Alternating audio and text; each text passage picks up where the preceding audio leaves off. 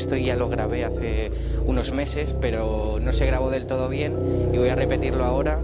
Y nada, perdonad todo este tiempo a quien lo escuche, que creo que es nadie, pero bueno, a quien escuche esto, ya hemos vuelto, ya estamos aquí y no me voy a demorar más.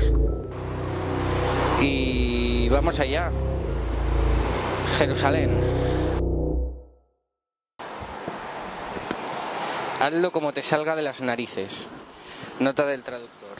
El título del capítulo se corresponde con uno de los versos de la canción de Lambeth Walk del musical Me and My Girl, 1937, que dio lugar a un tipo de baile muy popular. En su interior, bajo esa blanca tarta helada que era su cabello, había iglesias burdel en las que tras una puerta rugía el vasto Atlántico y tras otra se agolpaba el bullicio de un circo ambulante en una feria de pueblo. Con payasos y tigres, chicas con penachos, atractivos carteles en los paseos, una marea tornasolada de sonidos e imágenes, de luminosos retratos esbozados en tiza por la caricaturista febril de un salón del oeste. Viñetas de melodrama cargadas de truculencia que se reproducían más allá del rosado y mullido telón de sus párpados, con las horas de esparcimiento, los siglos de enfermedad y los momentos picantes de todo el mundo ocurriendo a la vez, cada segundo de vigilia dilatado sin cesar en 1000 años de acontecimientos y fanfarrias, una eterna conflagración de los sentidos sobre la que él, Snowy Bernal, se erigía con los ojos abiertos de par en par, impertérrito entre el brillante corazón carnavalesco de su fuego, de su propio fuego infinito. En el libro ilustrado que era su vida, revisado y orgullosamente releído hasta la saciedad, la narración había alcanzado una página, un instante, un pasaje cautivador que, pese a hallarse experimentándolo, sabía que ya había vivido antes. Cuando oía hablar a la gente de esos raros y perturbadores hechizos que eran los déjà vu, siempre fruncía el ceño por la sensación de estar perdiéndose algo. Pero no porque nunca los hubiese tenido, sino porque no conocía otra cosa. De niño nunca lloró por rasparse las rodillas, ya que casi siempre podía prever cuándo ocurriría. Tampoco sollozó el día en que su padre Ernest volvió a casa del trabajo con el pelo encanecido. Aunque impactante, por entonces el pasaje ya se había convertido en una de sus historias favoritas, tantas veces escuchada que había perdido su capacidad de sorpresa. Para Snowy la existencia era una arquería tallada a partir de una única joya congelada. Un emocionante paseo en un tren de la bruja que pasaba entre apreciados dioramas y familiares escenas de terror con el brillo del luminoso letrero de salida bien visible, desde que pisara por primera vez la entrada. El episodio específico que revivía en aquel momento era la famosa secuencia en la que se hallaba sobre un tejado con vistas a Lambeth Walk, en una ruidosa y radiante mañana de marzo de 1889, mientras su Luisa daba a luz a la primogénita de ambos en la cuneta de abajo. Habían salido a pasear por St. James Park en un intento de precipitar a base de ejercicio el feliz acontecimiento, pues su esposa, llorosa y exhausta por el peso que tanto tiempo llevaba soportando, había salido de cuentas.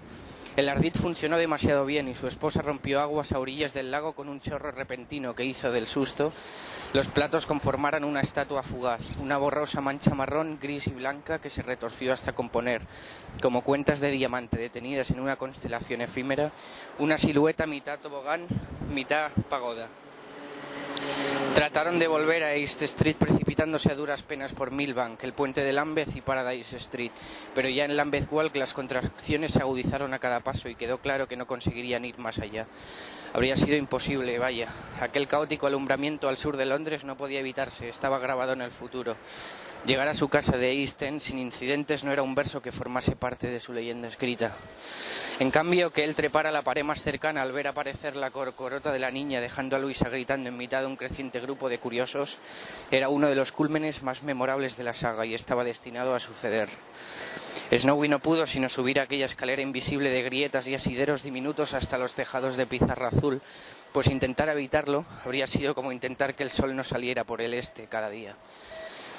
Con la campana doble de una chimenea detrás, se encontraba sentada ahorcajada sobre el caballete como un atlas cincelado que cargara un gigantesco globo de cristal celestial, lechoso y luminoso sobre sus hombros.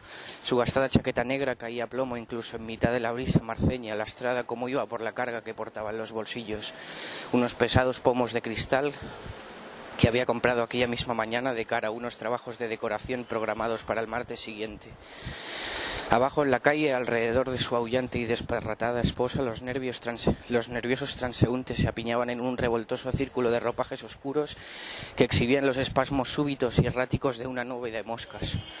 Ella estaba tendida sobre el pavimento helado, con el rostro rubicundo, inclinado hacia atrás y devolviéndole una mirada incrédula y cabreada a su marido, que la observaba desde aquella altura de 3 pisos cual águila en su nido.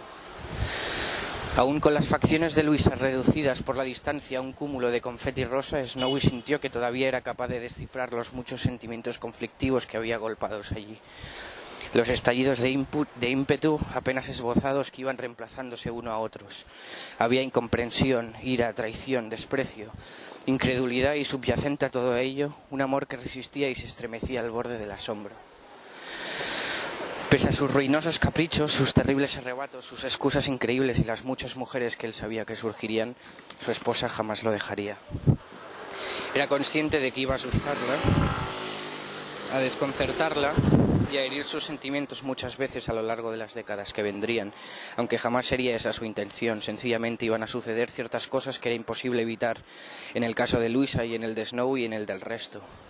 Luisa no sabía exactamente lo que era su marido, como tampoco él, pero había visto lo suficiente para saber que, fuera lo que fuese, constituía una anomalía que rara vez se daba en el curso de los asuntos mundanos y que jamás en la vida podría toparse con otro igual. Se había casado con una criatura heráldica, con una quimera salida de una mitología indeterminada, con un animal sin límites capaz de escalar paredes, capaz de dibujar y pintar, y que era reconocido como uno de los mejores artesanos de su campo, aunque habría veces en las que el monstruoso aspecto de Snowy haría que no soportara posar sus ojos en él. Ella nunca rompería el hechizo apartando esa mirada. Con los rizos albugíneos que le habían valido su apodo ondeando al viento de una tercera planta, John Bernal alzó la cabeza y dirigió sus pálidos ojos grises más allá de Lambeth, hacia Londres.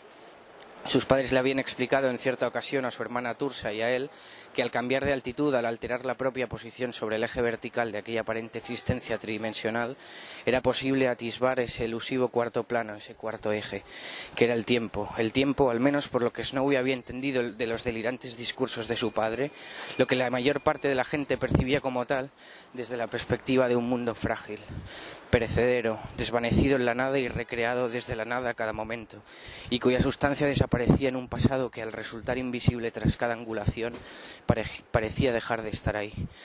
Para la mayoría de la gente, concluyó, el instante previo se había ido para siempre y el siguiente aún no existía. Estaban atrapados en la delgada y transitoria hoja de la hora, una membrana peculiar que podía quebrarse a cada segundo y que estaba tensado entre dos ausencias pavorosas.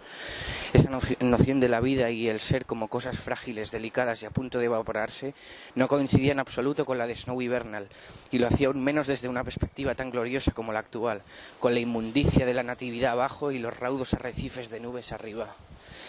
Proporcionalmente con su ascenso había mermado y encogido el paisaje, aplastando los edificios de tal manera que, si por algún medio hubiera conseguido elevarse todavía más, habría comprimido casas, iglesias y hoteles hasta reducirlo todo a 2 dimensiones, hasta prensar las cosas como un mapa o un plano, un mosaico humeante en el que caminos y calles adoquinadas no fueran más que rugosas líneas plateadas que conectaran las negras placas cerámicas de las fábricas en un retablo miltónico. Nota del traductor. Adjetivación del apellido del célebre poeta y ensayista inglés John Milton, 1608-1674, especialmente conocido por su poema épico El paraíso perdido. Desde el caballete en el que estaba posado, con los pies curvados hacia adentro para sujetarse a las tejas mojadas, el ondulante Támesis se diría inmóvil, apenas una veta de hierro entre los polvorientos estratos de la ciudad. Lo que podía ver desde allí era un río, no una mera masa de líquido, moviéndose en volúmenes pasmosos. Podía ver la historia de su curso a partir de la forma del cauce, el sinuoso camino de menor resistencia que había trazado a través de un valle creado por el colapso de una gran falla de piedra caliza, situada en algún punto al sur de donde se encontraba él ahora mismo. Unas laderas blancas que millones de años atrás se habían derrumbado entre columnas de polvo a cientos de metros colina arriba. Lo siento. La loma de Waterloo al norte solo era un punto en el que el corrimiento de roca y barro se había detenido y consolidado para posteriormente ser pisoteado por los mamuts hasta terminar convirtiéndose en un prado en el que florecerían miles de chimeneas, gusanos de tracto alquitranado congregados alrededor del cálido miasma que era la estación de tren. Snowy veía allí la huella dactilar de un gigantesco poder matemático, uno que hubiera atrapado a incontables generaciones en los patrones magnéticos de sus bucles y espirales. En la orilla opuesta del cordón desatado que era el río se hallaba varada la chamuscada metrópoli, con sus edificios rigiéndose piso a piso por distintos patrones cronológicos. La perdurable continuidad arquitectónica frente al barullo humano del suelo, dependiente de los relojes. Mediante las torres y los puentes de Londres, con sus distintos estilos y su erosión desigual, podía establecerse una conversación entrecortada con los muertos, con los triunfantes, los romanos, los sajones y los normandos, cuyos oscuros y olvidados parlamentos habían sido inscritos en la piedra. En los monumentos más famosos, Snowy escuchaba solitarios y engreídos monólogos de reyes y reinas obsesionados con su propia importancia, de vidas dilapidadas en pos de un legado, de una ilusión óptica del mundo transitorio que habían habitado. Las avenidas y los hitos que contemplaba eran barricadas contra el olvido, parapetos ornamentados erigidos para repeler un futuro en el que no existirían ni aquellas gloriosas estructuras ni el recuerdo de quienes las habían construido. La idea le hizo reír, aunque no literalmente. ¿Cómo pensaban esos prohombres que iba a terminar todo, ellos incluidos? Snowy solo tenía 26 años en aquel momento de su existencia y suponía que podría haber quien dijera que aún no había visto lo suficiente, pero él sabía aún así que la vida era una construcción espectacular mucho más estable de lo que en general creía la gente, y que dejar de existir era bastante más difícil de lo que todos se imaginaban. Los seres humanos terminaban estableciendo sus prioridades sin conocer la historia al completo, sin tener una perspectiva general, pero los cenotafios acabarían siendo menos importantes que los días soleados empleados en construirlos. Snowy sabía que lo bello debía ser creado únicamente para el propio deleite, que no tenía sentido plasmarlo en lápidas elaboradísimas con la intención de dejar constancia de que alguien había pasado por ahí. Sobre todo porque nadie iba a ninguna parte. Con la sirena de un remolcador de fondo, el imperturbable hombre pájaro sonrió ante sus magníficos dominios, mientras los aullidos de Luisa quedaban abajo, salpicados de gritos ahogados. «Snowy Bernal, eres un cabrón, un puto cabrón», decía. Oteó más allá de Westminster, Victoria y Knightsbridge, hacia la borrosa extensión verde que conocía como Hyde Park, cuyos árboles encarnaban otro aspecto del paso del tiempo. Los álamos y plataneros apenas se movían respecto a los tres ejes más obvios del mundo, pero la crónica de su avance en relación a ese cuarto eje oculto estaba petrificada en su forma. La altura y el grosor de sus ramas no se medían en centímetros, sino en años. Sus horquetas cubiertas de musgo eran instantes de indecisión solidificados.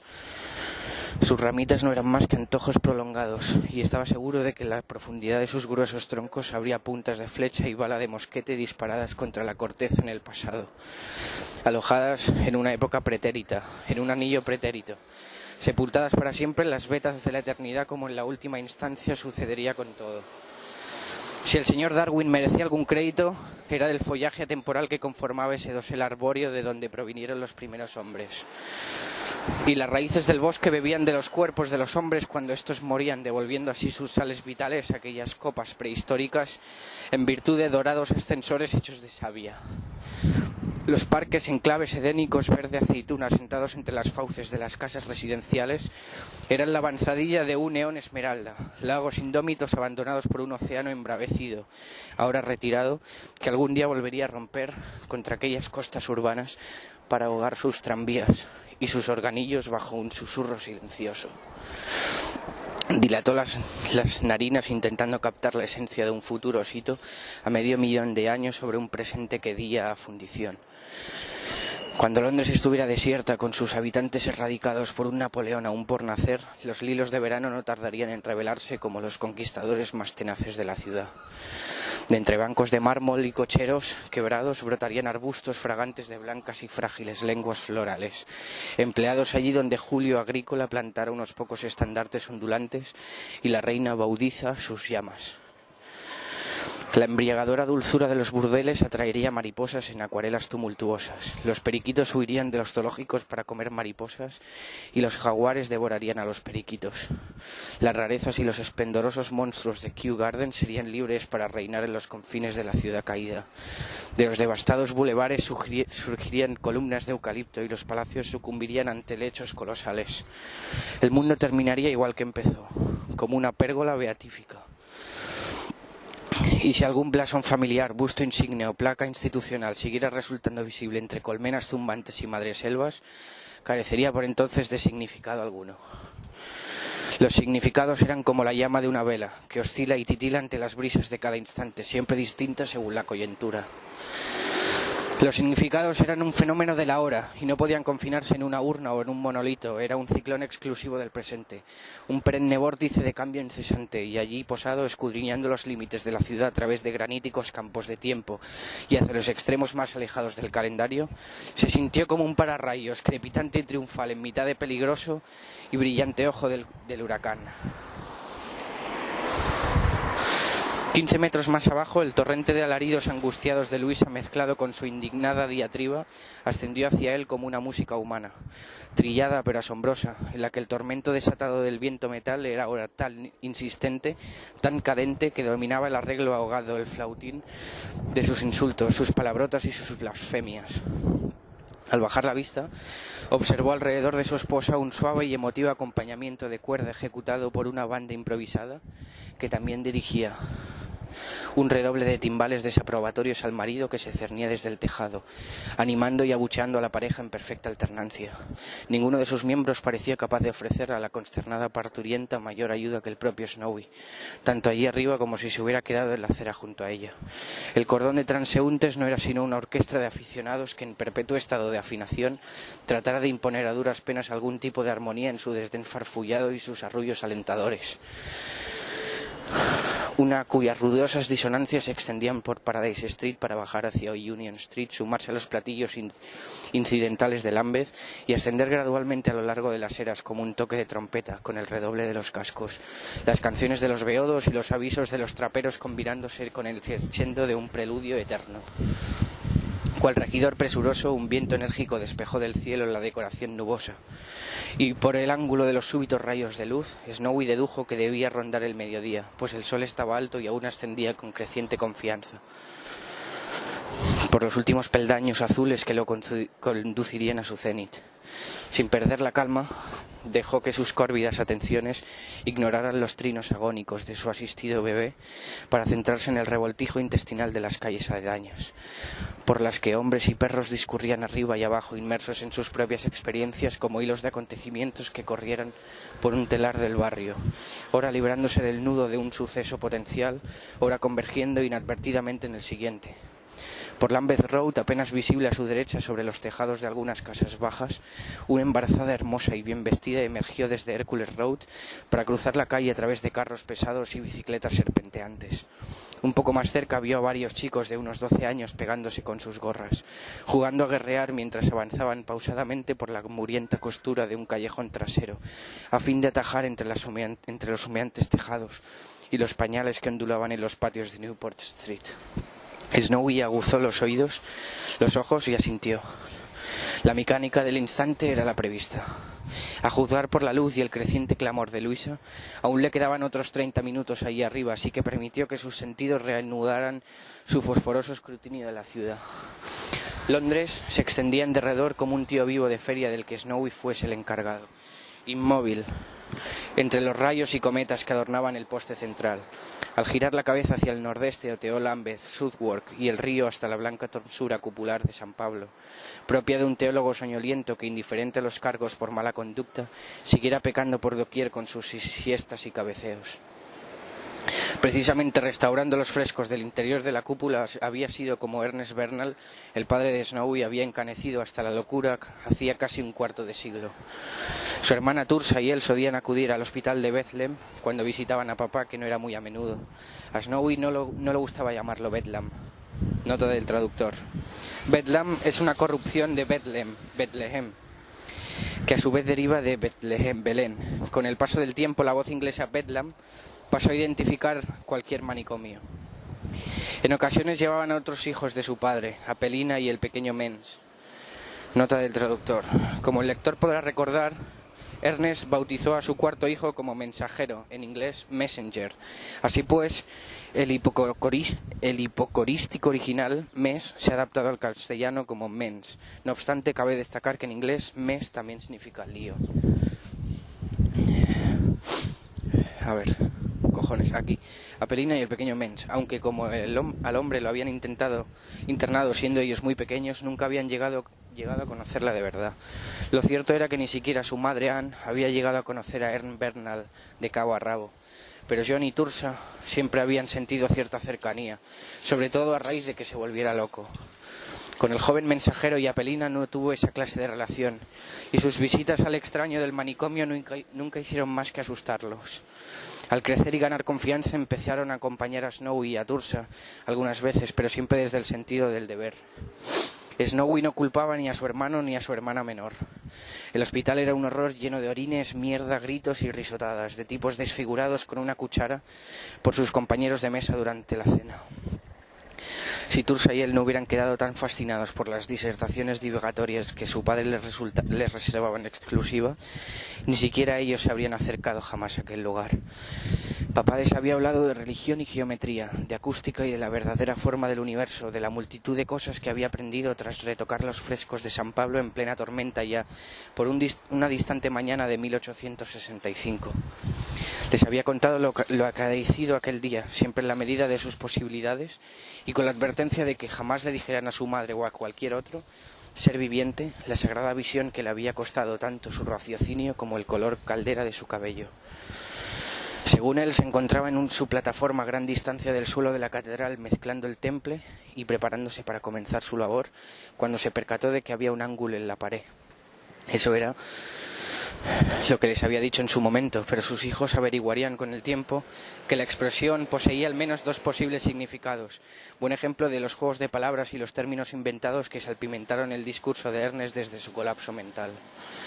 En primer lugar, podía entenderse de manera literal, es decir, que Ernest hubiera descubierto un nuevo ángulo, que de algún modo se hallara en la pared y no en relación con las dos superficies.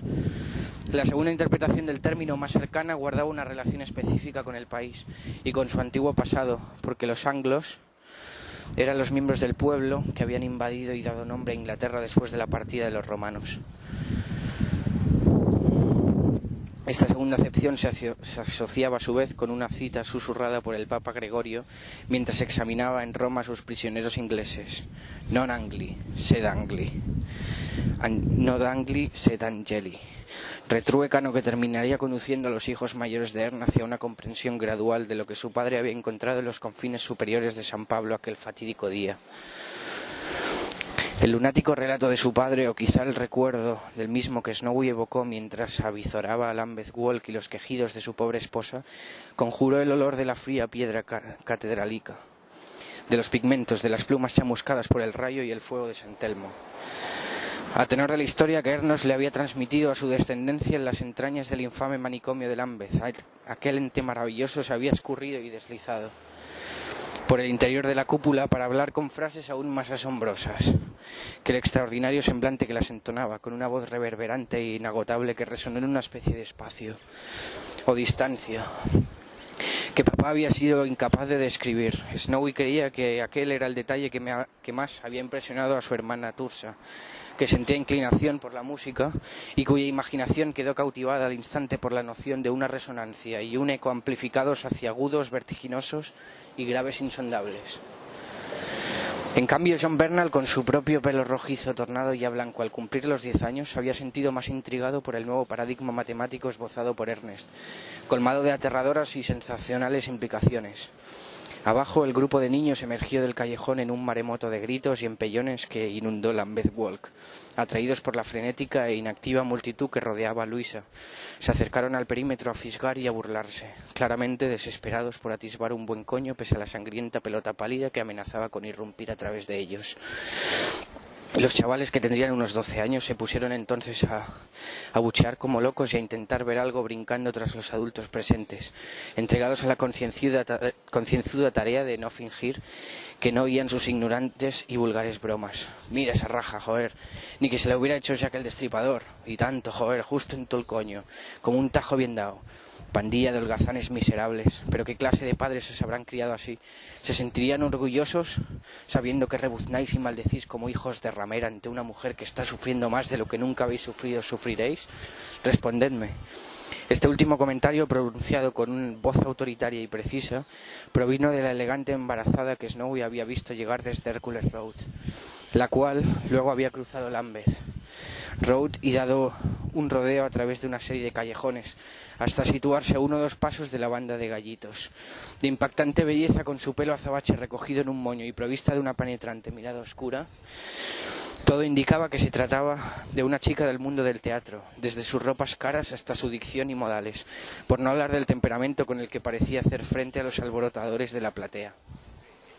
Asustados y sorprendidos, los niños se giraron para encararla, se aterraron y empezaron a mirarse de reojo como intentando dilucidar sin palabras cuál era la política pandillera que debía aplicarse en trances tan inéditos. Sus desorbitados ojos se cruzaron en la tensa atmósfera del momento sin iluminarse con solución alguna. Desde su elevada perspectiva, Snowy dedujo que podían ser los Elephant Boys de Elephant and Castle, más que capaces de pelearse con porras y navajas entre ellos, e incluso de sacárselas a policías y marineros. Sin embargo, aquella mujer menuda y por tanto de embarazado aún más ostensible, diríase que representaba un desafío inabordable para los susodichos patanes, o al menos uno al cual no podían enfrentarse sin que se les cayera la cara de vergüenza. Con la cabeza gacha se desentendieron unos de otros y de sus pretensiones en Lambeth Walk y comenzaron a dispersarse en silencio por las calles aledañas como volutas de niebla que se disiparan. Actriz, cabaretera o lo que fuese, la salvadora de Luisa observó la desbandada con la cabeza inclinada a un lado, impasible satisfacción y sus delgados brazos cruzados sobre la infranqueable barricada defensiva de su vientre distendido, que sobresalía como un polizón vuelto del revés. Segura ya de que aquellos jóvenes bribones no pensaban volver, pasó a centrar sus atenciones en el grupo de espectadores desperdigados en torno al parto callejero, testigos de la escena anterior en avergonzado e ineficaz silencio. En cuanto a ustedes, ¿se puede saber qué diantres hacen alrededor de esta pobre chica si ninguno está capacitado para ayudarla? Ni uno solo ha acudido a un portal en busca de mantas y agua caliente. Apártense y déjenme pasar. Humillada, la multitud le abrió paso para que se acercara a Luisa, que jadeaba abierta de piernas entre colillas y otros desperdicios. Uno de los curiosos amonestados siguió la sugerencia de la recién llegada y fue a pedir agua caliente, toallas y pertrechos obstétricos por las casas de la calle, mientras que ella se agachó al lado de Luisa lo mejor que pudo, teniendo en cuenta lo engorroso de su propia situación. Con una mueca de incomodidad apartó de la frente de la sofocada mujer uno de sus lacios mechones sudados y le habló. Esperemos que no me ponga de parto yo también, porque entonces estaríamos aviadas. ¿Cómo te llamas y cómo has llegado a verte en tal apuro, querida? Entre resoplidos, la mujer de Snowy le dijo que se llamaba Luisa Bernal y que se había puesto de parto mientras trataba de llegar a su casa en Lollard Street. Con sus finos rasgos de repente pensativos, la rescatadora sintió 2 o 3 veces en señal de respuesta. ¿Y dónde está tu marido?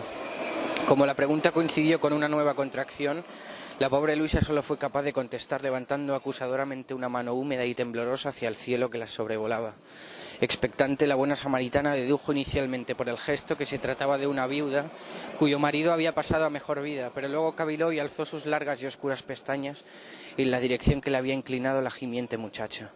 Ahorcajada sobre el caballete de la azotea, quieto como una estatua sobre la escena salvo por su cabello arremolinado e incluso con la chaqueta extrañamente inmóvil en la brisa, John Bernal podía haber pasado por una veleta encalada a juzgar por la expresión que había en su rostro cuando respondió a la atónita inspección de la mujer con una mirada fija e indiferente. Tras observarlo durante unos segundos, ella se dio por vencida y volvió a hablarle a su joven y afligida esposa, que boqueaba y se retorcía como pez fuera del agua junto a la partera improvisada que había acuclillada a su lado en los adoquines. Ya veo. Está loco. La pregunta sonó franca y objetiva, sin reproche. La esposa de Snowy, en un brevísimo receso entre las oleadas del dolor, asintió desesperadamente y musitó una afirmación. Sí, señora. Eso me temo. La mujer bufó. Pobre hombre. Supongo que a todos podría pasarnos lo mismo. Por el momento, eso sí, propongo que nos olvidemos de él y que nos ocupemos de ti. Veamos cómo va la cosa. Dicho eso, pasó a arrodillarse para atender con mayor comodidad las necesidades de su hermana en la maternidad, más inminentes que las suyas. Para entonces el tipo que había ido a buscar mantas y agua caliente por los portales ya había vuelto con una vacinilla humeante entre las manos y unas toallas colgadas de un brazo como si fuera el camarero de un hotel atildado. Pese a la creciente frecuencia de los alaridos de la pobre Luisa, la situación parecía bajo control, aunque por supuesto en realidad nunca había dejado de estarlo. Justo como John había previsto, todas las cosas sucedían a su tiempo. Sonriendo por el aforismo involuntario, sin duda heredado de su padre, echó la cabeza atrás y reexaminó el cielo. Las sábanas raídas que eran las nubes se habían multiplicado, traídas a toda prisa para medio tapar un sol desnudo que, por las sombras encogidas y fugaces que generaba, debía estar exactamente en su cenit. Quedaban todavía unos 20 minutos largos para que su hija naciera. Iban a llamarla May, como la madre de Luisa. Era como si él fuera el polo ártico de Lambeth y el barrio estuviera rotando bajo sus pies. Hacia el norte, más allá de las chimeneas, se extendía el hollín de Waterloo. Hacia el sur, a su izquierda, estaba la iglesia de María o Santa María María en Lambeth. Más exactamente, la que yacían enterrados el capitán William Bligh y los dos botánicos apellidados Tradescant, padre e hijo. Al oeste, frente a él, se alzaba el palacio de Lambeth, mientras que al este, naturalmente, y nunca lo bastante lejos, estaba Bedlam. No había visto el lugar en 7 años, desde que su padre muriera siendo él un chaval de 19 y su hermana Tursa una chica de 17. Tras recibir la notificación del hospital, dieron por entonces un corto paseo calle arriba para verlo antes de que lo enterraran. Una caminata de 10 minutos que, por haberse vuelto más larga y difícil con cada visita, había pasado de una cadencia mensual a una anual, generalmente en Navidad, un periodo que Snowy terminó considerando espantoso. Aquella lluviosa tarde de julio de 1862 fue la primera vez que Snowy y su hermana vieron a un muerto, pues su abuela paterna no fallecería hasta unos años después. Los dos adolescentes, inusualmente tranquilos y sin llorar, fueron conducidos hasta el cobertizo trasero donde colocaban los cadáveres, un lugar helado y lúgubre en el que el cuerpo de alabastro de Ernie Bernal parecía casi la única fuente de luz. Boca arriba, sobre una mesa de mármol pálido más propia de una pescadería y con los ojos aún abiertos, el padre Johnny Tursa tenía la expresión de un recluta en posición de firmes durante una especie de desfile definitivo, cuidadosamente neutral, resueltamente concentrado en la distancia, procurando que con todas sus ganas no provocar el escrutinio de un oficial superior. Su piel blanca y fría, dura como la piedra bajo la cautelosa exploración dactilar de John, se había vuelto del color de su pelo, el mismo que el de las sábana de pliegues caídos y casi esculpidos que cubría aquella forma desnuda hasta superar el ombligo. Ya era imposible determinar con precisión dónde terminaba la blancura de su padre y dónde comenzaba el plinto mortuorio que lo sostenía. La muerte lo había cincelado, lijado y pulido, transformándolo en un relieve hermoso y austero.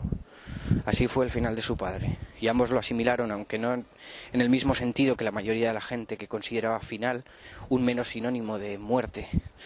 Para Johnny Tursa, instruidos por el difunto Ernest Bernal, final era un término geométrico, como cuando uno hablaba del final de una línea, una calle o una mesa. Codo con codo examinaron asombrados su notable quietud, conscientes por primera vez de estar viendo la estructura de una vida humana acabada. Era enteramente distinta de la perspectiva que uno tenía de las personas mientras aún estaban vivas, mientras aún estaban inmersas en la dilatación y el movimiento aparente de no existir en ese eje oculto de la creación que era el tiempo. Snowy y su hermana permanecieron observando a su padre muerto, sabedores de que admiraban la maravillosa y aterradora éxtasis de lo eterno. Tursa empezó a murmurar una pequeña y frágil melodía de su propia cosecha, una sucesión de notas ascendentes e inconclusas, con unos intervalos inusualmente largos que Snowy adivinó que en la mente de ella formarían una intrincada cascada de ecos subdivididos que estarían rellenando los silencios. Inclinó la cabeza, se concentró hasta oír lo mismo que ella. Asió entonces la mano húmeda y cálida de Tursa, y permanecieron juntos en aquella mortaja susurrante hecha morgue, vibrando ante una música implícita tan magnífica como inescrutable. Al pensar en ello ahora, elevado en su atalaya sobre Lambeth, se percató de que Tursa y él siempre habían tenido una cosmovisión distinta de lo que su padre les había inculcado. Por su parte, Snowy había elegido sumergirse por entero en la tormenta de la experiencia, zambullirse en aquella nueva vida explosiva del mismo modo que de niño se zambullía sin vacilar en el férreo muro verdoso de las olas que rompían contra la costa maría de Margate. Cada instante de sí mismo era una rugiente infinidad áurea en cuyo tempestuoso corazón podía girar, mareado y refulgente más allá de la muerte y lejos de toda razón. Por otro lado, y como ella misma le había confesado no mucho después del deceso de su padre, Tursa veía en el glorioso huracán de su hermano una fuerza devoradora que solo podía conllevar la desintegración de su propia personalidad, más frágil que la de él. Así pues, no lo adoptó, sino que eligió suprimir las amplias implicaciones que entrañaban las alocadas lecciones de Ernst Bernal para fijar su atención en un solo detalle, la aplicación de la nueva concepción geométrica de su padre al sonido y su transmisión. En lugar de arriesgarse a ser engullida por la fuga de la personalidad que había consumido a Snowy, se adentró para oír una única voz en toda la coral, aferrándose con todas sus fuerzas a sí misma y a la correa de su acordeón de piano, una ajada bestia veterana de color marrón y beige que llevaba a todas partes. En el presente, tanto ella como su chirriante instrumento se alojaban con unos parientes en Forest Street, Northampton, mientras que su hermano mayor oscilaba entre aquella ciudad y Lambeth a razón de 100 kilómetros de viaje. Abajo, la mujer de entonación teatral urgía a Luisa embrujada a empujar más fuerte. La esposa de Snowy, con sus muslos robustos y su cara ancha reluciendo por el sudor, bramaba: «No me digas que empuje, coño, que ya estoy empujando. Ay, perdón, por favor, lo siento, no quería decir eso, de veras que no».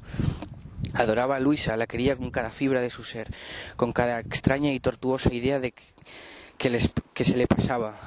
Cual serpentina en pleno vendaval, por su cabeza coronada de escarcha, amaba su bondad, amaba su físico rotundo, tan llano y agradable a la vista como un pan recién horneado. La suma de su personalidad hacía de su esposa una criatura terrenal, asentada en el sólido mundo de la calle, las facturas y la maternidad en su cuerpo y su biología. No le Portes enganxat, mira. Ah, sí, no pasa res, igual. Así, amaba su bondad, amaba su físico rotundo, la suma de su personalidad hacía de su esposa una criatura terrenal, asentada en el sólido mundo de la calle, las facturas y la maternidad en su cuerpo y su biología. No le importaban en absoluto las torres, el cielo o la incertidumbre, y prefería el calor de un hogar, unas paredes y un techo a las alturas de su marido, a las obsesiones de restaurador de campanarios que había heredado de su difunto padre. Ella permanecería fiel a esa gravedad que Snowy era consciente de haber intentado derrotar durante toda su inusual existencia, y por ello se había convertido en su contrapeso, en el ancla vital que evitaba que se precipitara hacia el firmamento como un cometa a la deriva.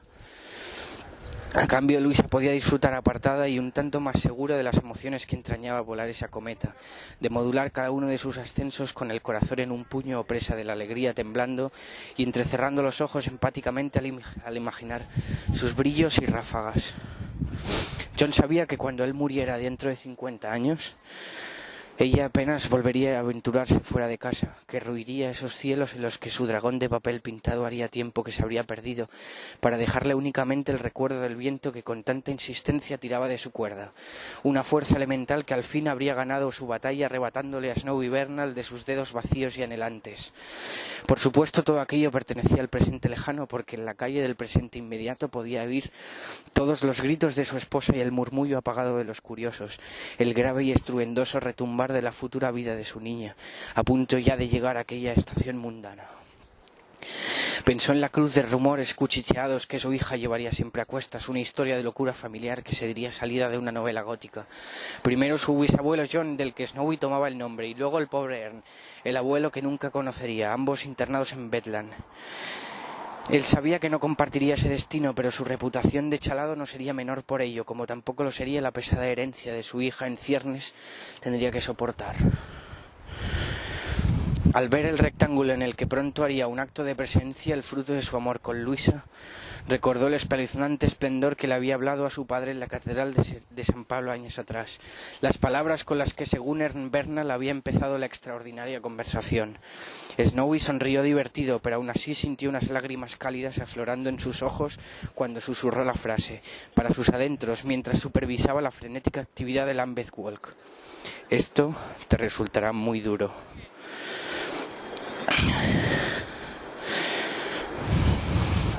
El ángel no solo se refería a su padre, sino también a su hija, a su mujer, a él mismo. Se refería a todo aquel que hubiera penado a través de un útero hacia un lugar más luminoso, más frío, más sucio y no tan bondadoso. Ese lugar, ese remolino en la sopa de la historia, era lo que iba a resultarles muy duro. No hacía falta que un ángel bajara a decirlo, iba a ser muy duro para todos, porque vivían en un mundo mutable de muerte, duelo y fugacidad, un mundo en constante cambio aparente que bullía de ametralladores, de esos carruajes con motor de los que había oído hablar, de pinturas garabateadas, libros obscenos y novedades de todo tipo a todas 2 horas. Iba a ser duro para Snowy porque vivía en un mundo en el que todo existía, porque es todo por siempre, sin acabar jamás, sin alterarse jamás. Vivía el mundo tal como el mundo era, tal como su difunto padre le había explicado. Y así, pese a sus reconocidas habilidades, se había vuelto tan lunático como inútil. Se había convertido en la clase de hombre que se encaramaba un tejado con pomos en los bolsillos. Sin embargo, en general, Snowy se sentía más bendecido que castigado. Lo contrario no habría tenido sentido. No era un mundo en el que en cada instante cada sensación duraba por siempre. Preferiría vivir una vida de bendición infinita a una de maldición imperecedera, y al fin y al cabo era la elección del propio punto de vista lo que trazaba la línea fina entre el infierno y el paraíso. En parte heredada, en parte adquirida, su condición le había reportado muchos sinsabores en términos materiales, pero no era nada en comparación con los casi inconcebibles beneficios. Ignoraba totalmente el miedo, podía trepar muros empinadísimos sin temer por su vida o por sus huesos, por la sencilla razón de que sabía que no estaba destinado a perecer en una caída. Su muerte le llegaría en un largo pasillo de habitaciones similares a los compartimientos de un tren, y su boca estaría desbordada de colores. Aún no tenía idea de lo que significaba aquello, pero así sería. Hasta entonces podía arriesgarse, sin preocupación alguna, podía hacer lo que le saliera de las narices. Esa libertad era a un tiempo la faceta que más valoraba de su estado y también su mayor contradicción. Era libre de hacer las cosas más escandalosas precisamente porque dichas acciones ya estaban fijadas, en la que para los demás era el futuro, y porque no tenía otra opción. Cuando lo examinaba objetivamente se percataba de que la verdadera naturaleza de su libertad consistía en ser libre de la ilusión del libre albedrío. No estaba sojuzgado por ese reconfortante espejismo en el que los otros hombres depositaban su fe. Esa vaina ilusión que le permitía dar paseos, pegar a sus mujeres o atarse los zapatos cuando aparentemente lo desearan, como si tuviesen elección, como si ellos y sus vidas no fueran la más minúscula y abstracta de las pinceladas, un toque puntillista y fijo en el inerte, en el barniz del tiempo, eternamente dispuesto en un lienzo inconmensurable y partícipe de un diseño demasiado vasto como para que sus elementos lo comprendieran o lo atisbasen.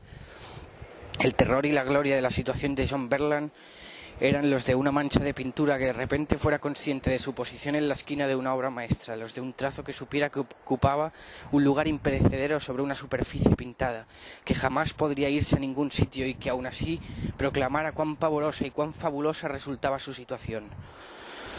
Él se conocía a sí mismo, sabía lo que era y sabía que por ello gozaba de cierta ventaja sobre sus pintarrajeados semejantes, no tan lúcidos a la hora de percibir su auténtica coyuntura, su majestuosidad o sus muchas posibilidades. Más allá de la impavidez que lo elevaba por las tejas de pizarra de la ciudad, lo suyo eran poderes mágicos. Gracias a la aplicación de las técnicas que había aprendido de su padre, era capaz de dar caminatas inabarcables o de salvar cualquier larga distancia sin fatigarse. Ernest les había explicado a Thursa y a él que existe una manera de plegar nuestra percepción del espacio para unir dos puntos distantes, como por ejemplo los Barrows de Northampton y las calles de Lambeth, con la misma facilidad con la que uno podía doblar un mapa. De hecho, aproximar dichos lugares era inusualmente sencillo, pues dado que muchas otras personas habían realizado antes ese viaje, su doblez había quedado marcada y acentuada. Snowy se aprovechaba de ello para alternar entre Thursa en los Burrows y su madre, que vivía en Lambeth con Apelina y el joven mensajero.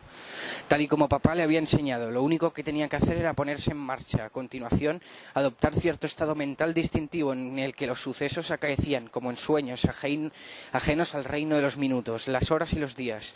Entonces el tiempo se ajustaba a ese viejo pliegue familiar, y lo siguiente que sabía era que había llegado a su destino con ampollas en los pies, pero sin fatiga, sin el recuerdo de haberse aburrido y en verdad sin recuerdo alguno.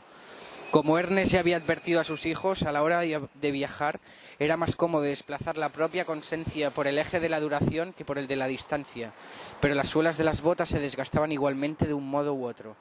No obstante, sus habilidades no acababan ahí. Snowy conocía el futuro veladamente, es decir, no el sentido profético del tiempo, sino más bien en el de reconocerlo cuando lo veía, en el de saber cómo se desarrollarían las cosas en el instante en el que se le presentaran, como si fuesen pasajes escritos en un libro en el que se le hubieran embarcado sin recordar haber leído antes.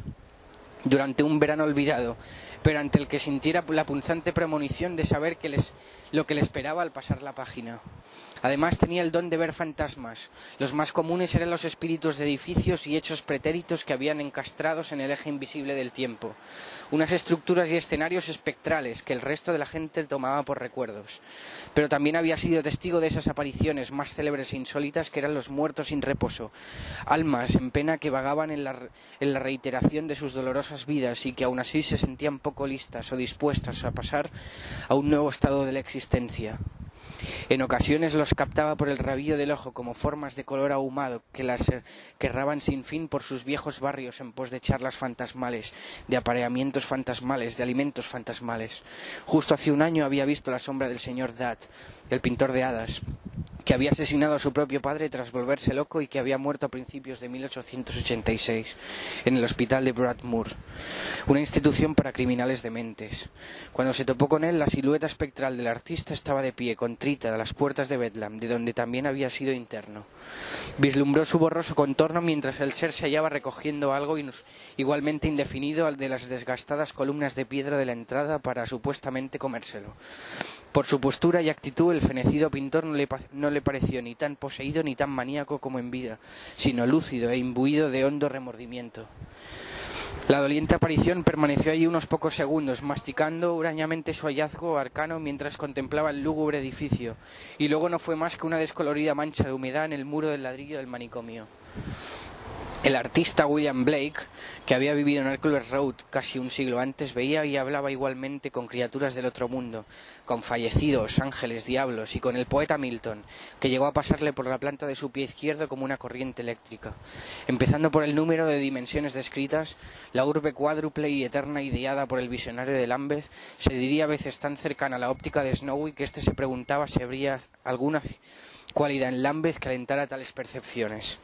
A menudo se decía que quizás existiera algún aspecto en la forma o situación del barrio que, al ser considerado en más de 3 planos, lo hiciera especialmente proclive a una determinada actitud o a una perspectiva única, aunque sabía que en su caso lo hereditario también había constituido una influencia decisiva.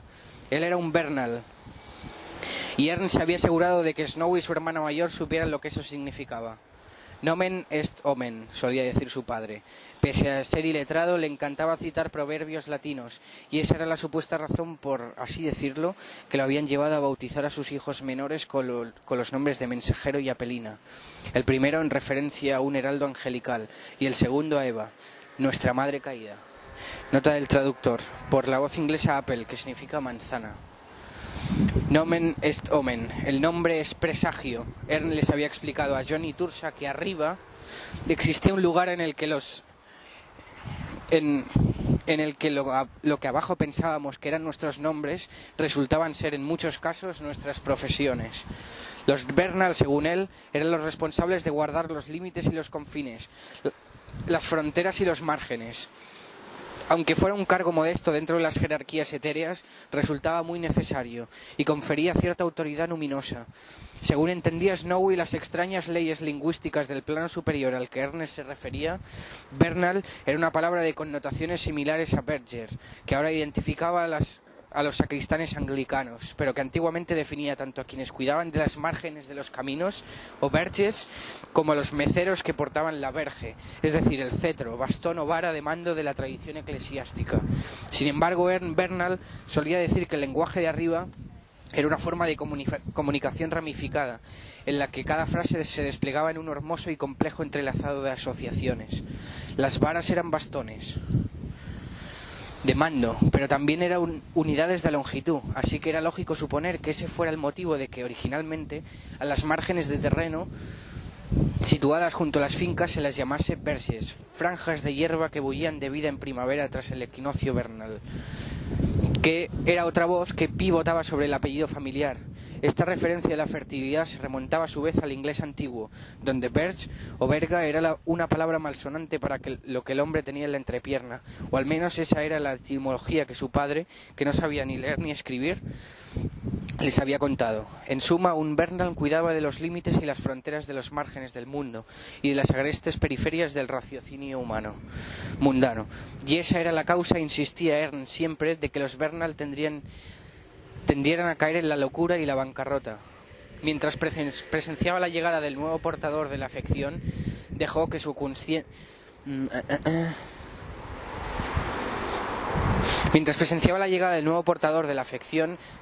conciencia temporal cristalizara alrededor del medio centímetro que ocupaba ese momento en el eje de la duración, para que las cosas se ralentizaran al máximo, para que la progresión de los hechos fuera apenas perceptible.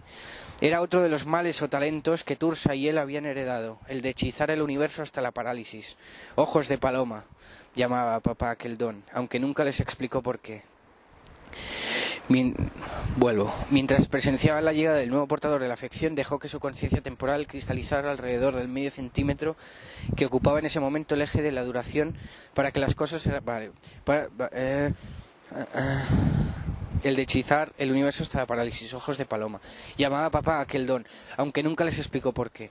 Al detenerse, las nubes cuajaron en la salsa azul que era el cielo, enmascarando un sol que acababa de superar su cenit y que estaba prácticamente tras él, derramando su escasa calidez sobre su coronilla y sus hombros. Bajo su bastión en Lambeth Walk, la vía pública pasó a ser un jardín escultórico en el que el barrullo del mediodía quedó inmóvil. El polvo y los desperdicios levantados por la brisa de marzo parecieron congelarse en su confuso ascenso y suspenderse en el aire a distintas alturas, y las invisibles ráfagas de viento salpicadas por dichos escombros se hicieron patentes como una gran escalera de cristal elevada sobre la calle. El chorro de orín de un caballo creó un ingrávido collar de topacio y diminutas coronas doradas allí donde las gotas se vieron atrapadas en el proceso de desintegrarse contra los limosos adoquines. Los peatones petrificados en mitad de una acción posaron como bailarines de un ballet asombroso, equilibrándose de maneras imposibles sobre un pie y descargando su peso hacia adelante como en una zancada inconclusa. Flotando un palmo de las casillas de su rayola, los niños aguardaron, impacientes, a que sus interrumpidos saltos concluyeran. Las bufandas de los chicos y la melena de las mujeres, ladeadas por una súbita ventolera, permanecieron tan fijas como los indicadores de madera de un poste de ferrocarril. El sonido también se enlenteció, y el coro de voces de Lambeth Walk empezó a generar unas ondas perezosas, como propagadas por un medio más viscoso. Joder.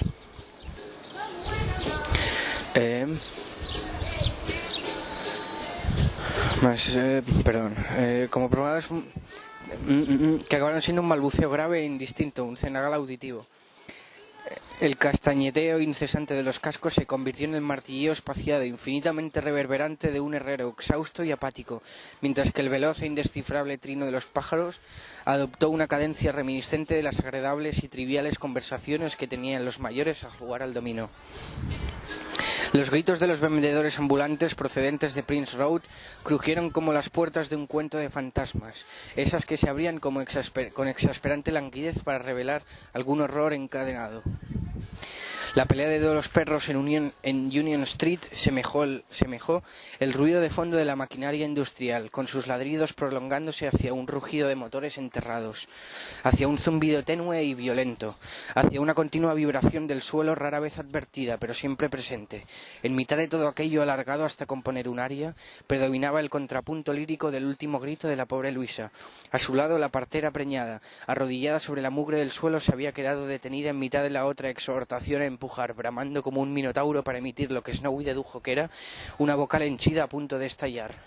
Su esposa parecía igualmente inflada, y al borde de la explosión el bebé tenía fuera casi media testa, una hernia azulada y sangrienta que emergía de los tensos labios íntimos de Luisa, dilatados hasta lo imposible en un doloroso círculo, un cuello de jersey, un toro. En las horribles estancias de Bedlam, Ernest Bernal, con los mechones que le quedaban en la cabeza blancos y desgreñados como los arbustos de una cañada, se habían inclinado en cierta ocasión hacia sus hijos, con la voz reducida a un susurro dramático tan urgente como conspiratorio. Les había enfatizado la suprema importancia de aquella palabra, para ellos ignota, un término que solía emplearse tanto en arquitectura como en geometría del espacio. Según su padre, un toro se parecía a un neumático y era la forma generada por la revolución de un disco cónico alrededor de un círculo dibujado en un plano adyacente, o también el volumen contenido por dicho movimiento espacial. El toro, creía Ern, era la forma más importante de todo el cosmos. Toda criatura viviente con más de una célula en su nombre era esencialmente un toro, al menos desde una perspectiva topográfica en concreto. Un toro irregular en el que la masa se disponía alrededor de un agujero central o canal alimenticio. Considerada sin la ilusión de la progresión temporal, la órbita del mundo alrededor del Sol describía un toro, al igual que el resto de los planetas y sus lunas. Las propias estrellas que rebotaban con el vórtice espiralado de la galaxia eran toros de una magnitud excepcional, cuyos diámetros tardarían 100 millones de años en cruzarse. Ernest había insinuado que incluso el rutilante universo en su totalidad pivotaba sobre un punto en la nada increada, aunque no existían medios para detectar ese movimiento, ya que literalmente no había punto de referencia. Y que si el espacio y el tiempo se veían como una sustancia indiferenciada, entonces toda la creación de Dios podía ser toroidal. Al parecer ese era el motivo de que una humilde chimenea ofreciera una configuración tan poderosa e inquietante, y en parte por eso pasaba tanto tiempo el hijo mayor de Ern Bernal entre aquellos conductos hediondos de los tejados, porque había que vigilarlos.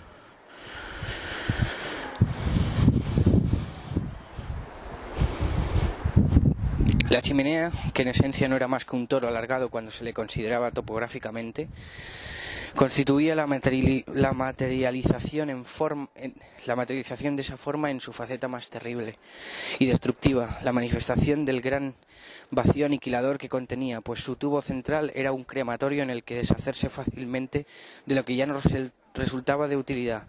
Cadáveres, somieres rotos y periódicos viejos eructados como un fétido miasma hacia un cielo ultrajado por esas letales bocas de piedra o terracota. Las ennegrecidas chimeneas servían así de fosas comunes, de incineradoras en las que apiñar a los miembros de las clases bajas, niños a la cabeza. En ellas la nada los consumía con su atroz aliento. Los 4 chimeneas que se había alineadas en el caballete detrás de él eran frágiles caparazones que rodeaban los abismos de esa misma inexistencia de la que provenían y a la que regresaban los humanos. Una inversión siniestra de ese otro toro que estaba abierto entre los muslos de Luisa, vertiendo allí vida donde ellas vertían lo opuesto. Atrapada allí abajo en un huracanado ímpetu de sibilancias, la mujer que estaba ayudando a nacer a la hija de Snowy aún no había concluido la orden de empujar, pero la cabeza del bebé ya había emergido por entero. Como resultado, su esposa exhibía el aspecto de esas populares muñecas reversibles que presentaban una segunda cabeza en la entrepierna. Al atisbar el sangriento cráneo de su hija cuasi parida a través de la reluciente melaza del momento, entendió que la perspectiva era una inversión de la que su hermana y él habían compartido tiempo al ver a su padre muerto en la morgue del hospital. Nunca antes había podido observar la vida desde su extremo opuesto, y si algo le transmitía ahora, a este otro lado de ese sobrecogedor telescopio, era mayor hermosura y fatalidad. Escudriñó el largo y opulento cilindro que era el envidiable lapso mortal de su hija, y vio cuán brillantes y hermosas resultaban las cercanas raíces de su estructura coralina en comparación con la retorcida oscuridad de sus tallos más distantes. Vio el crecimiento embrionario de su descendencia, media docena de brotes que partían desde la rama madre a lo largo de un cuarto de su longitud total. Los 6 retoños, con sus gemas engastadas, hacían galas de un lustre magnífico que le haría sentirse orgullosa, pero cuando vio la exquisitez y brevedad del brote más cercano, el primero que nacería sintió un nudo en la garganta y una quemazón salada en los ojos. Tan precioso y tan pequeño. Snowy notó entonces que una de las ramas finales, la penúltima, también se truncaría unas décadas antes del deceso de su madre, y se preguntó si acaso serían esas pérdidas las responsables de la profunda coloración melancólica que distinguía el fondo de aquel túnel humano. La vida de su hija abarcaba más de 80 años en lo que la mayoría llamaba futuro y que él consideraba sencillamente como eso de ahí. Su turbio y descolorido extremo distal yacía en una Inglaterra que le resultaba irreconocible, un lugar de bloques y cubos y luces cegadoras. Moriría sola, en las afueras de Northampton, en una casa monstruosa que diríase contener la calle entera en un solo edificio. La vio tendida boca abajo en un pasillo deslumbrante, flácida, llena de livideces, con los rasgos amoratados por la sangre acumulada. Trataría de alcanzar la puerta principal en busca de aire fresco, pero el infarto decisivo llegaría antes y la haría desplomarse. A ella, a la hermosa niña que había tenido con Luisa. Un revoltijo de trapos viejos era lo que iba a aparecer ahí tirada, a escasos centímetros de un felpudo sin letras, hasta que le descubrieran 2 días más tarde. No podía soportarlo, era excesivo. Snowy había asumido que entregarse al maníaco esplendor de las teorías de su padre le otorgaría en cierto modo la divinidad, que le daría la sabiduría y fortaleza necesarias para enfrentarse a sus percepciones, que la volvería inmune a los asaltos de las emociones comunes. Pero no parecía ese el caso. Entonces creyó recordar, como si ya lo hubiera vivido antes, que esa experiencia, la de estar en un tejado contemplando el nacimiento de May en una cuneta mientras percibía integrada su muerte solitaria, sería la que le haría comprender por primera vez los pesados rigores de la profesión de un Bernal. La desgarradora panorámica de una vida escorzada no era más que su perspectiva desde un vértice, desde una esquina, y lo mejor sería que se fuera acostumbrando. Al fin y al cabo no tenía mayor don o mayor maldición que cualquier otra persona. No solía hablar la gente de cómo el tiempo parecía ralentizarse cuando alguien se sentía en peligro.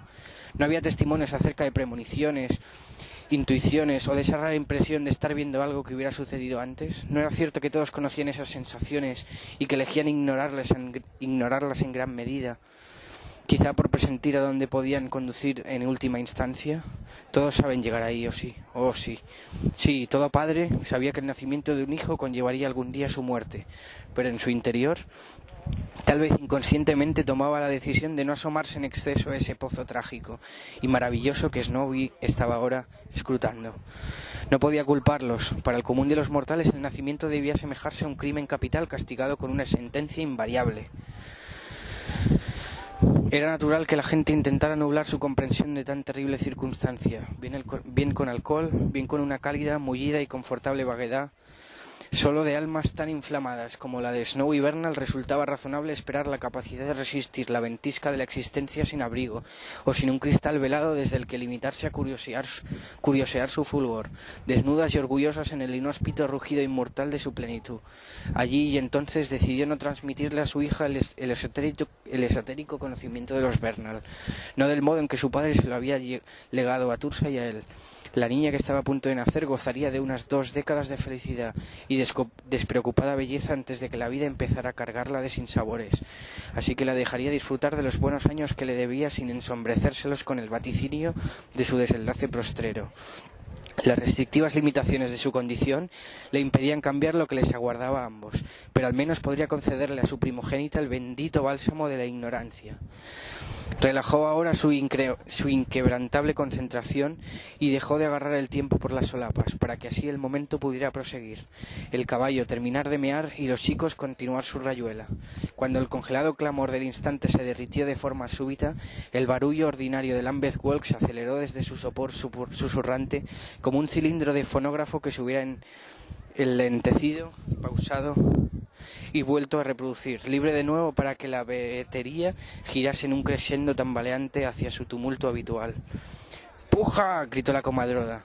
¡Empuja más fuerte, que ya está saliendo! El gemido final de Luisa ascendió hacia una cúspide entrecortada, antes de desvanecerse en un jadeo exhausto y aliviado. Resbaladiza y plateada como un pez, la niña llegó sin mucho esfuerzo al mundo, a los brazos de la partera improvisada y a las mantas y toallas que le esperaban.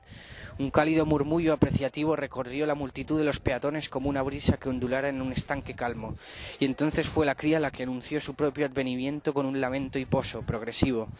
Luisa lloró de emoción. Le preguntó a la mujer que había arrodillado a su lado si todo estaba bien, si era normal, y se vio tranquilizada de inmediato por la suave voz que le dijo que era una niña preciosa, con todos sus dedos en manos y pies. El sol descorrió sus cortinas nubosas e impactó en su nuca unos grados tras él, arrojando sobre los adoquines de Lambeth Walk una amplia franja de sombra y frialdad, un triángulo achatado con la oscura silueta acrobática de Snowy Bernal, recortada en su vértice apical. Despreocupadamente, como si la acción no estuviera sincronizada al milisegundo, hundió las manos en los pesados bolsillos de su chaqueta y cogió los 2 plomizos pomos de cristal por los gélidos pedúnculos de latón.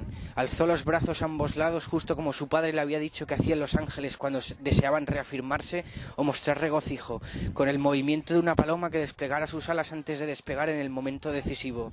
Los rayos de luz cayeron del cielo y se refractaron en tiras al tocar las facetas de las esferas de cristal. Cual lascas de una brillantez multicolor, los haces quedaron tan finamente laminados que el oropel de sus estratos, el azul y el sanguíneo y la esmeralda, fueron gotas de pintura sobre el Lambeth Walk, plumas de luz teñida que revolotearon en los bordillos y aceras con la tonalidad de mayor refulgencia, cubriendo a su mujer y a su hija. Al entregarla recién nacida y ya limpia y envuelta a su inquieta madre, la mujer arrodillada que había asistido al parto frunció el ceño, desconcertada ante el iridiscente moteado de jaguar que planeaba sobre las mantas de la niña y sobre sus propios dedos estilizados.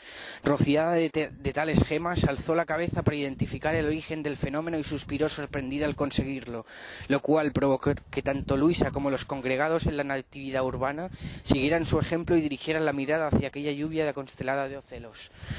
John Bernal, el loco de John Bernal, era una figura sin rostro erguida en el borde de un tejado con el sol a su espalda, el pelo blanco como el fuego de San Telmo o el lucero del alba y los brazos extendidos hacia el cielo, un demacrado pájaro venido tras la tormenta del diluvio con un arco iris en cada una de sus garras enhiestas, radiantes serpentinas que se le escurrían de entre las bolas de fuego que apretaba con sus zarpas. El espectro cromático se derramó sobre el enmudecido gentío como vívidas y luminosas alas de polilla que hechas jirones aún revoloteaban por los canales, umbrales, mejillas y bocas estupefactas. La recién alumbrada dejó de llorar y entornó los ojos por el desconcierto de su primer contacto con la existencia, mientras que su esposa, liberada de su ordalía y mareada en su alivio, empezó a reír. Varios espectadores se unieron a ella y un hombre hasta comenzó a aplaudir, pero se contuvo, avergonzado debido a su soledad entre la hilaridad general. Al rato, Snowy dejó caer los brazos y devolvió los pomos de cristal a los bolsillos de la chaqueta. Desde la calle debajo, oyó que Luisa le decía que dejara de hacer el tonto y que fuera a ver a su hija. Recuperó de detrás de una de sus orejas el soplillo de un trozo de tiza amarilla oculto ahí. Se puso de espaldas al borde del tejado y dio 3 cuidadosos pasos por el caballete hacia la espigada chimenea de obra que se cernía sobre él. Con un trazo ondulado y generoso escribió una frase en los ladrillos y retrocedió un poco para contemplar su trabajo. Snowy Bernal brota eterno. Nota del traductor. Paráfrasis de un verso del poeta Alexander Pope. La esperanza brota eterna en el corazón de los hombres. El próximo aguacero vendría del este y no lo borraría, pero el que le seguiría después no dejaría ni rastro. Snowy suspiró y sonrió y sacudió la cabeza, y entonces bajó a enfrentarse a aquella música infinita.